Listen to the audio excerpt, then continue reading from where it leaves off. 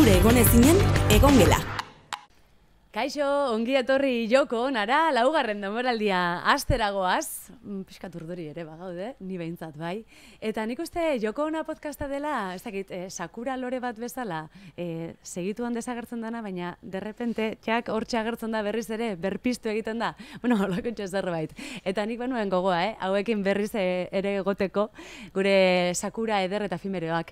Loren, ekane bilela beitia. Bainoa. Zer moduz. Hola, Salvador. Kaixo, Zelan, aspaldiko, ondo? Bai, ondo. Urduri, aspaldi hau graba barik eta oin bauzta bere urduritasunegaz. Bai, eta ez dakit urduri, baina ardura pixkatekin bai, gai mardula eta interesgarria dakarkigulako, barkamenari buruz hitz egitera gatoz, eta, nik uste dut barkamena ondo zeharkatu duen eta nik uste ondo ezagutu duen pertsona bat ekarri dugulako, gonbidatu bezala, aurten ere gonbidatuak izango ditugulako, hementxe Joko Onan. Maria Jauregi, ongi etorri.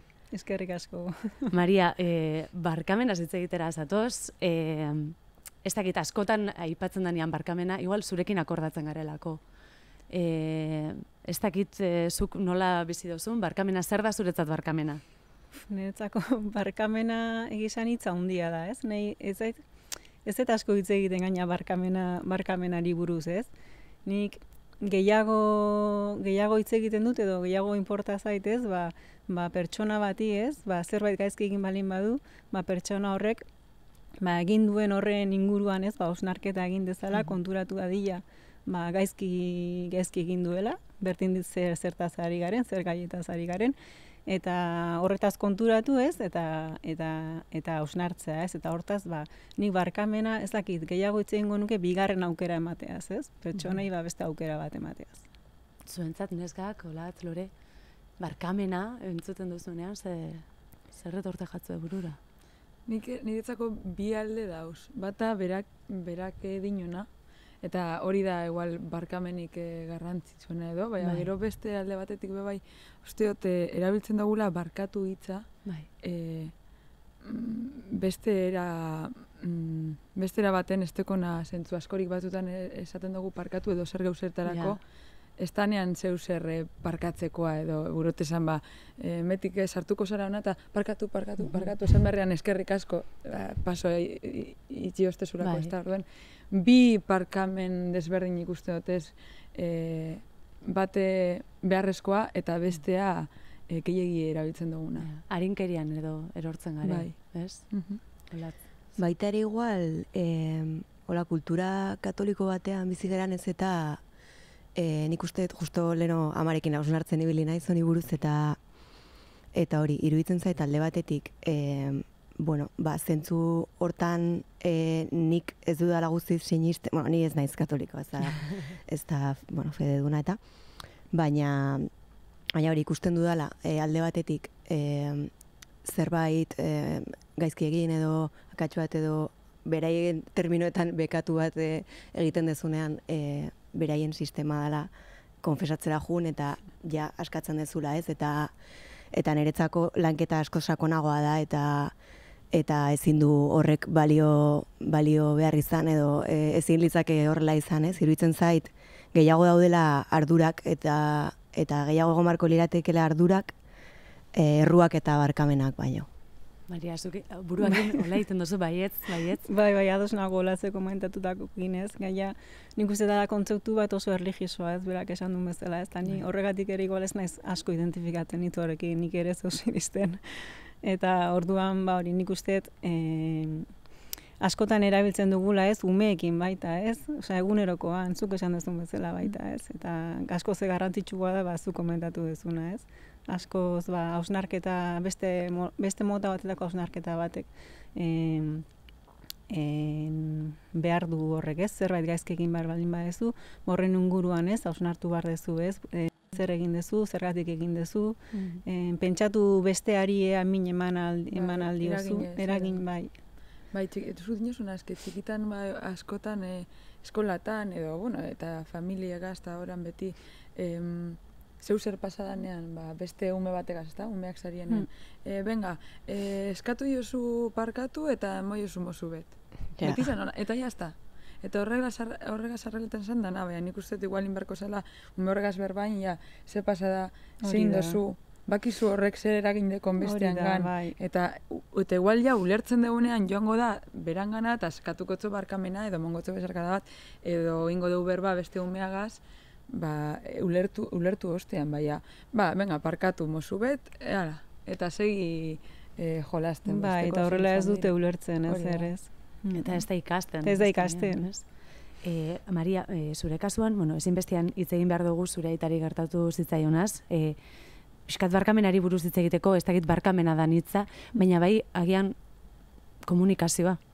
Zure kasuan, ez dakit barkatu dozun, baina bai, elkartu eta ulertu, ez dakit ulertu da hitza. Baina, zuretzako dolua hobeto pasatzeko, barkatzea, kakotxartean erabiliko dugu, barkatzea beharrezkoa zen, edo?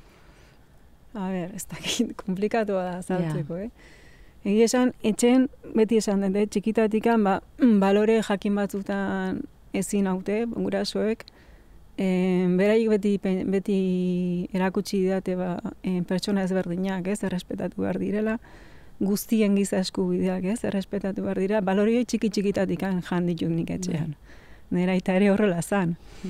Eta nik badakit, naiz eta zuri pertsona batek, munduko mina hundiena eragin, zuk ezin dezula berriro berdinarekin edo harri berdinarekin ordaindu hori, Zatik azken finean, zuk kritikatzen baduz, edo gaizki ikusten bali ez gauzatxo bat, edo gauza bat, zuk ezin dezu gero berdin aktuatu, Eta nik uste hori niri txikitatik erakutsi didate, aita erail eta gero berdin pentsatzen jarraitu dut, eta berdin pentsatzen dut gaur egun ere, eta gero egia esan horretaz gainez, urte batzuk beranduago ere, nire amaren kasuan berak aukera izan zuen, aitaren erailketan parte hartu zuten bi pertsonekin egoteko, hitz egiteko, eta nik uste horrek ere lagundu digula, Ni zuzenean ez naiz egon, baina amarekin beti komunikazioa oso zuzena eduki dut, gauza guztietaz hitz egin dugu, gauza guzti hauek berarekin komentatzen ditut. Zer esaten dutzu amak? Berak nola bizi zen zauen, nola zertan ikusten dau bera liberatu egin da edo hizketaldi horiekin edo? Bai, berak beti pentsatu izan du pertsonei bigarren aukera hori eman behar zaiela, Eta orduan aukera hori sortatu zitzaionen, berak pentsatu zuen, ostras, ze aukera bikaina nik pentsatzen dudan hori praktikan jarri ahal izateko, Eta orduan, egia esan urduri joan zen, lehenengo topaketara, baina handik gero oso gustora atera zen, eta oso lasai. Bizikidetzarako oso jarrera eraikitzailea erakutsi duzu biok, amak eta biok, eta ikusten da, oraindik ere, hemen ez dakit Twitterren, ikusten zaitugu, nola borrokatzen duzun bizikidetzan alde, eta baita, zure desadostasunak erakusten, zuen mina zuena dalako, baina sentsazioa da, zuen mina danon ahotan egon dala. Bai, askotan tratatu gaituzte biktimak bat bakarra bagina bezala, Eta biktimak asko gara, bakoitzak bere pentsatzeko modua dauka. Eta orduan ez dago ahots bakarrik denak ordezkatzen dituenik, eta niri horrek amorrua ematen ditez. Twitter gainera ez dakidan. Ez dakidan. Twitter oso mundua zatia da. Gero eta sare arriskutsuagoa iruditzen zait niri. Zuen kasuan neskak, gertatu izan gatzua, ez dakit Twitterren hortxe ibili eta, sare sozialetan, Lore zuk ez daukotzu Twitterrik. Eta norbaitek zerbait esan, eta zuek barkamena eskatu, barkamenakin eukidozu hor zerbait harremanik Twitter eta mundu horretan? Bueno, nik batzutan, jende batek ez dunean jarrera egokia eukin enekin sare sozialetan, denetik, bai barkamena, bai kontrakoa, tirabirak beti daude. Baina azkenean uste ez direla, dimentsioak daudela horrere. eta iruditzen zait, adibidez, zure kasuan edo lehen aipatu ez, biktimen kasuan zaku erraldoi hortan, bai erabilera politikoa handia ematen zaiola bai minari eta sufrimendu horri, eta hori bai ez zaidala iruditzen zilegi, eta horrek bai iruditzen zait beste buelta bat behar duela. Eta badau gizartea ikusten duzue prest horretarako, ez dakit. Oin, sentsazioa da alde guztitan, liskarrak edozein tokitan ikusten ditugula, eta igual barkamenaren edo bueno, elkar ulertzearen gogoa ere, ez dauela, ez dakit. Ze sentsazio duzuen. Nik sentsazioa dakat batzutan nahi dugun bakarra dela arrazoi aukitzea. Ez daukagula bestea entzuteko borondaterik eta gure iritzia edo gure pentsamoldea ireki edo aldatzeko predisposizio hori. Batzutan iruditzen zait nahi dugun bakarra dela debatea irabazi, zeren termina hauek ere zaizkit gustatzen eri, eta hor galtzen degula aukera handi bat elkar ulertzeko, hori da nire iritzia. Bai, ez dakigu entzuten, ez? Eta hori oso garrantzitsua da entzuten jakitea, ez?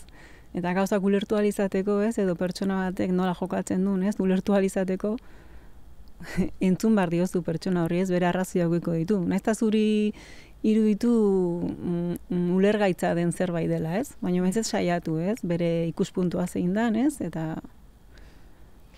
pixkat arintxeago serio jarri gara, eta bueno, oso garrantzitsua da ontaz hitz egitea.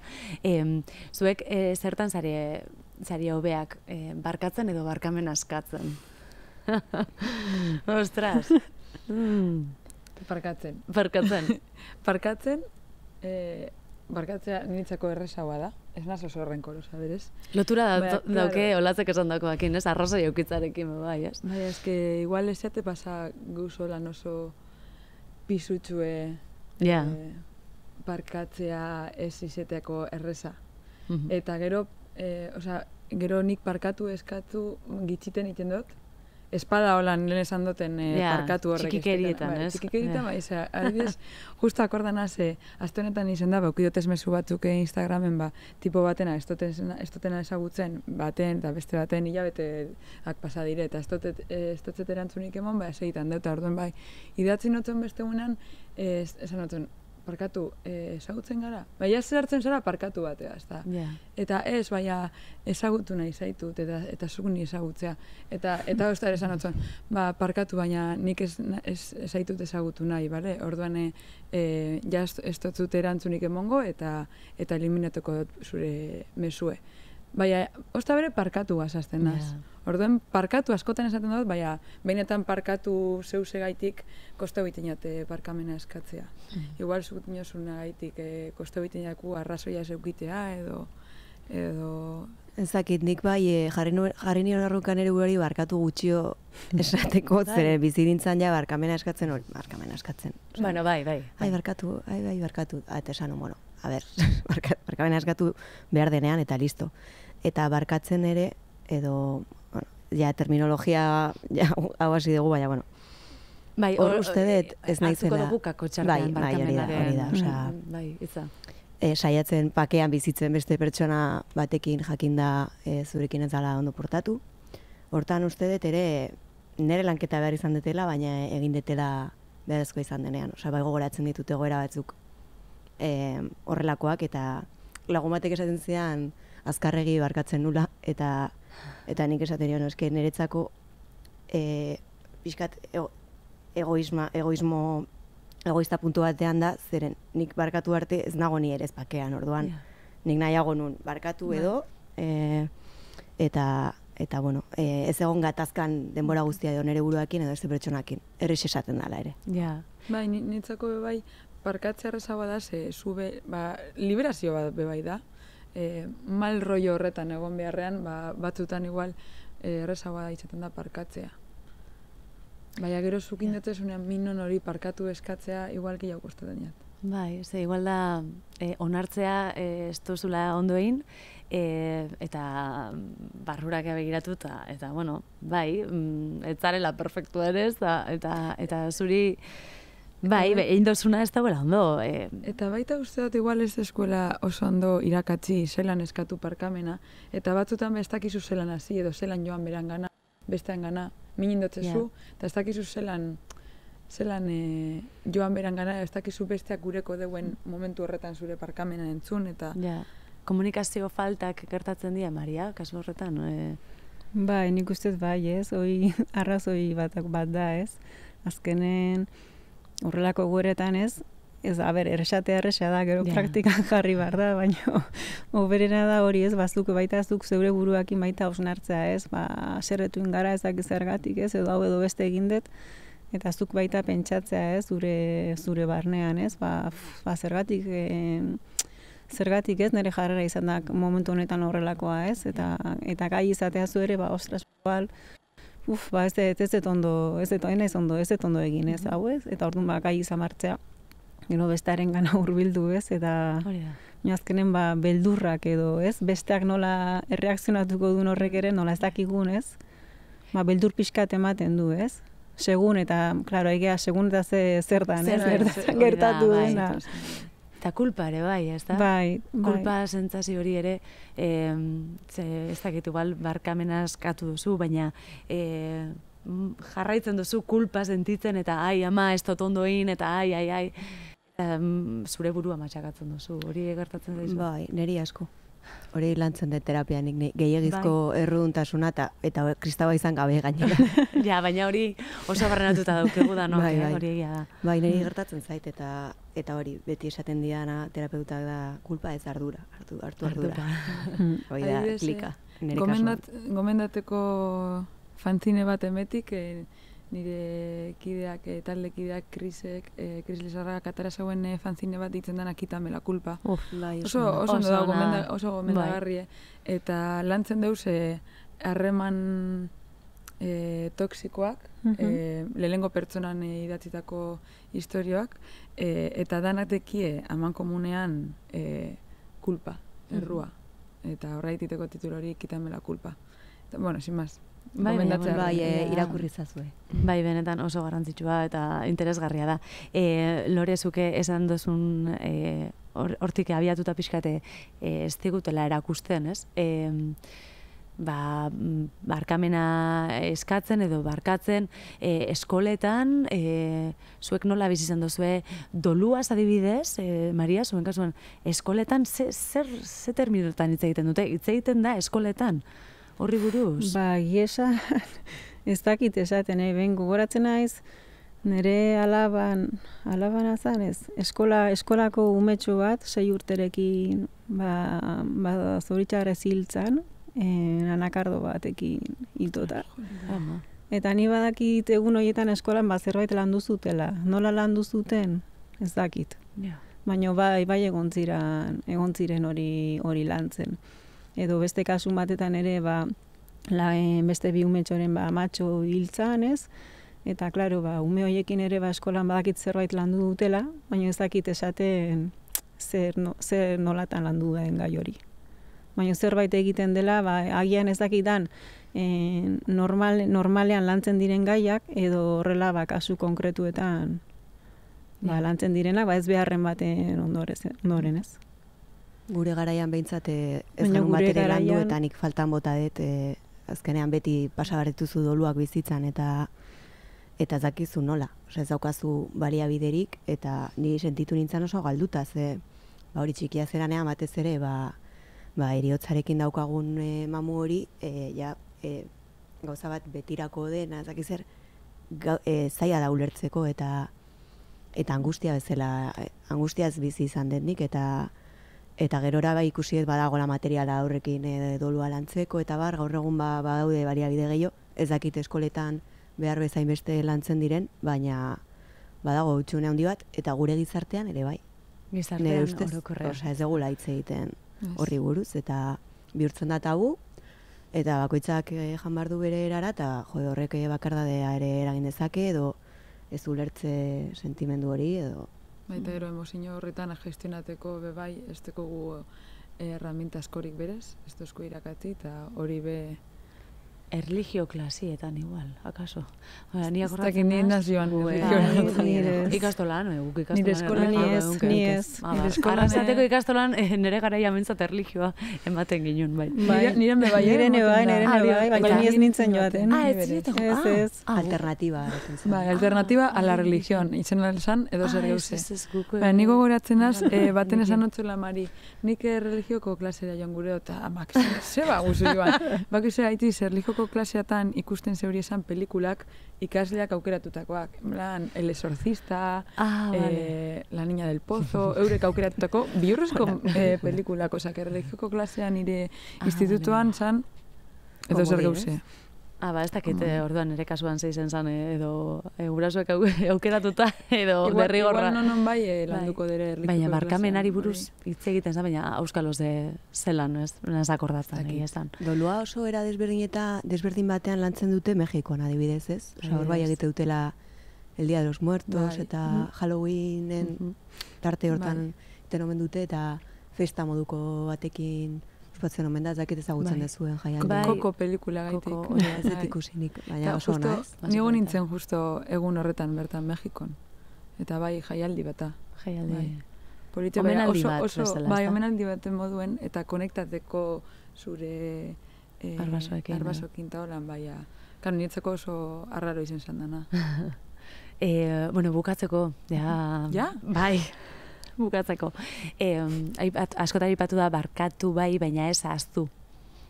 Hori ere igual garrantzitsua da, Maria, zuen kasuan, Twitterren zuk askotan efemerideak urte hurrenak aipatzen dituzu, biktimen zenidekin akordatzen zara, idazten duzu. Hori garrantzitsua da memoria lantzea eta Bai, netzako funtsezkoa da, ez ahaztea, ez, gertatu dena, eta batez ere etorkizuneri begira, ez, eta berriro akats berdinetan ez erortzeko, ez, eta berriro hortik ez pasatzeko, eta horregatik garrantzitsua da gogoratzea, bai, zer pasatu dugun hemen.